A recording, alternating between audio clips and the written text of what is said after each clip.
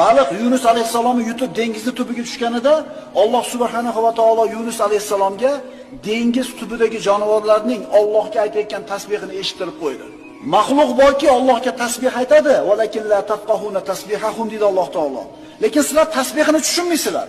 Alloh taolo Yunus alayhisalomni shu tasbihni anglaydigan qilib qo'ydi. Ya'ni Alloh taolo o'zi ishora qildi, tasbih ayt, Allohni zikr qil, chiqib ketasan bu musibatdan. 3 ta zulmat ichida qoldi. Balg'ida qornidagi zulmat, dengizni tubidagi zulmat va ana shu osmondagi zulmat. Musulmon kishining boshiga musibat tushar ekan, qarzmidi, xavfmidi, qo'rquvmidi, nima borida qalbi yoqmaydigan, shu duoni o'qir ekan, inshaalloh Allohning izidan chiqib ketadi. Fanada fi zulumati alla ilaha illa anta subhanaka inni kuntu minaz zolimin. Qorong'u zulmatlarda turib, hech iloh yo'q magar o'zing bordirsan. Ey pok Parvardigor, dar haqiqat men o'z jonimga jabr qiluvchilardan bo'lib qoldim deb nido qilgan